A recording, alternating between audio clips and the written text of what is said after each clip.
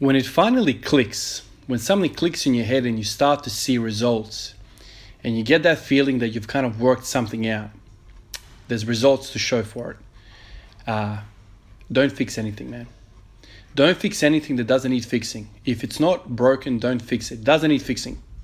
This is the thought that's in my head right now. Today was the 4th day of me hitting 200 for 1.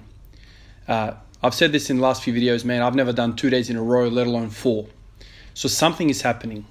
Even though sometimes biology can be kind of hard to trace and work out exactly the cause and effect, there's a few things that stick out, and we've already discussed this in the comments, and I've spoken about this in the previous videos. Me being on annual leave, me sleeping well and eating well and recovering well is it's night and day difference. But also the start of me feeling this poppiness that's kind of lasted almost a week now has been the pin squats. And we've spoken in the comments about what's happening there. Is it a central nervous system thing? Is it the quad thing that you're kind of learning how to use the quads? Is it a core thing? You're really kind of bracing against the super maximum weight and that's kind of carrying over. It's really hard to work out all this sort of stuff. And if you're in a lab kind of setting, you could further dissect all of this stuff and try and work out exactly what portion of that discussion really matters.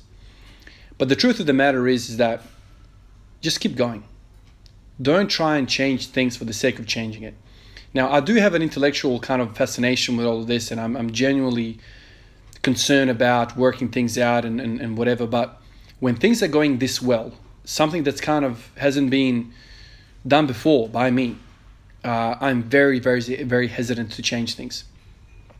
Yesterday, I did that workout, and I said to you guys that my back was absolutely lit up. The lower back, kind of that coccyx region, sacral region, lower back, all of that was pumped up when I was doing the pin squats. For whatever reason, it was just lit up. And that kind of got me thinking at that time, well, maybe I'm not recovering between these pin squat sessions. I mean, working with super maximum weight, it makes sense, right? You're handling something that you're not supposed to be handling normally. You, even though it's a partial range of motion, it's still a lot of weight through the spine. It's spinal loading. And so it's lighting up. I lit up back then, and I had really doubts about finishing that workout. To my surprise, when I went into the squats, things started feeling better, and that pump started leaving, and I ended up hitting 200, and I even tried 210. Today was supposed to be a light session. So right now I'm running 2 types of sessions. A pin squat session, which is the heavy session, and then a session where I just do front squats. And no back offsets, no nothing. It was just literally hit 140 for 1, and that's it in the front squat. So here is 200 for 1. Again, I hit it. Again, it felt good, felt confident, felt like I could do more. But as I was kind of going 140 to 180, I started feeling that same sensation in the lower back, kind of like, pump. And so once again, I'm having these thoughts about my body's trying to tell me something, man. Maybe I'm not recovering as well as I think I'm recovering. These pin squats are incredibly valuable to me right now. I don't want to fix them. They don't need fixing. However, I think they are costing me a lot of points in recovery. That doesn't matter because I'm still hitting 200 times 1, right? Like the effects are still there. However, in saying all of this, I'm a fan of auto-regulation. I'm a fan of listening to the sensory input that I'm getting from my body. I've said to you guys before that this is basically the number one skill when it comes to squat every day. You need to be able to have ears and eyes open to your body and actually feel what it's trying to tell you. And then you kind of gauge and adapt your training towards that kind of, those stats, if you will, those inputs. So I've got a lower back pump on a light day. So then tomorrow I'm supposed to come in and hit pin squats again. Well, I'm even fatigued in my off day or my light day. What am I going to feel tomorrow? So straight off the bat, I'm going to say if I was working, if I was actually not on annual leave, this type of setup would be impossible. Heavy, light, heavy, light, heavy, light, etc., etc. If I had to work tomorrow, I'll probably not do pin squats tomorrow. I'll probably do like a lighter session today. So I'm in this little vacuum, which is very, very special right now. I'm doing things that I wouldn't be able to do properly. So let's use this advantage. But in the back of my mind, I'm continuously thinking, okay, I've got this recipe. It's amazing. I've never done what I've done, in the last 4 days. 4 days of 200 times 1 is insane to me. So the recipe is tasty. It's beautiful. I'm poppy as all hell. Everything's going really well. Let's not start tweaking. That's my initial kind of reaction. Some of you guys have said, man, the reason why your lower back is getting lit up is because your core is not turning on properly. So then, the knee-jerk reaction to that idea is let's pluck in some anterior core work like sit-ups or leg raises or something like this. Let's do that, kind of to combat that. And all of a sudden, there's another egg to the basket that I have to kind of recover from. And so then that exercise will take away some points from recovery from the other exercise. And so he quickly gets out of control, out of balance. So I'm mindful of reacting too quickly to this.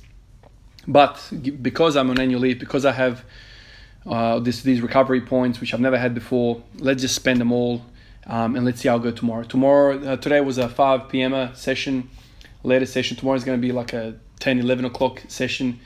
So quick turnaround, but hopefully I'm all right tomorrow. Hopefully the pump is not too great. I don't want to be working through crazy ass pumps in my lower back. It's not a nice, pleasant sensation. And if even your light days are becoming heavy, then you're quickly running out of points, right? So you got to be clever about this. But the overall feeling that I have is don't fix it if it's not broke. You're on a crazy streak right now.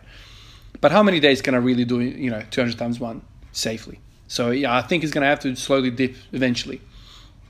So this is what I'm thinking about right now. As you see here, I'm doing the leg, the psoas curls, which is basically about the anterior core. It's about that psoas, iliopsoas muscle, which is the primary hip flexor. He brings the femur to the chest. Which is exactly opposite to what squats are, right? So it's training the antagonist of the squat. I've spoken about this, but I think the psoas is a pivotal muscle in human movement. So it's definitely worth training. This also helps me with my mobility at the bottom of the squat. I feel really stable when I do this. So these are some of the thoughts that I have right now. I'm really interested to see how I'm going to recover tonight. I'm going to eat a whole lot of food and I'm going to have a good night's sleep. Try and get like 9-10 hours of sleep, and then get back in the gym tomorrow and try these pin squats. But the pin squats are special, man. I've now been talking about them for almost a week now. It's worth a try, man. It's worth a try. I know some of the conversations we've had is, what's actually, what are the pin squats actually doing? Nervous system, core, quads, what is it? I think it's a combination. I think it's also mental.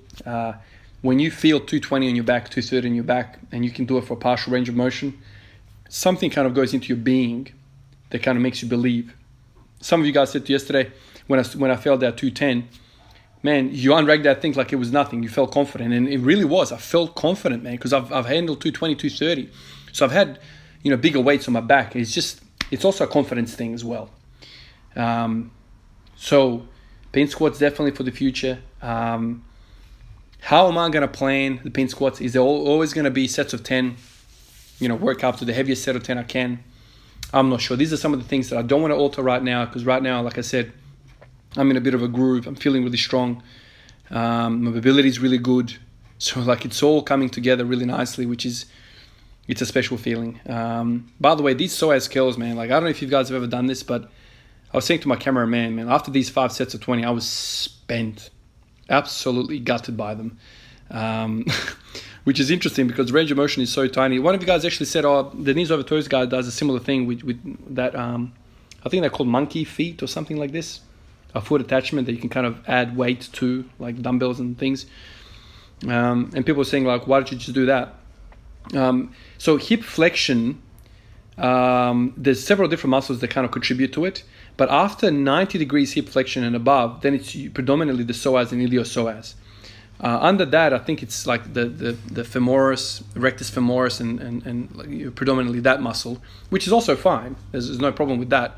The thinking behind this for me is that, I'm going to be in this position at the bottom of the squat, and I'm trying to kind of develop that strength. Not so much strength kind of when I'm almost at the lockout. So that's kind of why I'm opting out for the seated version. Although if I had the monkey feet, at my disposal, I'll probably do the other one as well. The two fellas that you see on the screen right now, they're working out at the same time as me, and they happen to be watching my channel as well. So we kind of got chatting about my philosophy, my ideology about squat every day, about training in general. These two fellas, 16 years old. The big fella is 6'4", 16 years old, which is amazing. What a tall fella. But we started talking about things about squatting every day, and it just got me thinking. Like, we were there for like 20, 30 minutes talking to these fellas, something along those lines. And I love talking about my training. I love talking to you guys. One of my favorite things about this damn channel, man, is the people, man, the community. Like, I literally feel like it's the best part of this channel. I try to get to all the comments. Some of you guys are like, man, you're not going to last long. But I'm always going to be in the comments. It's getting harder because there's more and more people coming on and joining the community. But I truly love the discussions, the interactions that we have.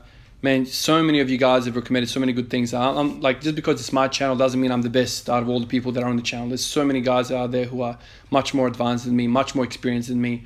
And so I really cherish that. And today it happened to be that some of these fellas are in flesh, right, real life.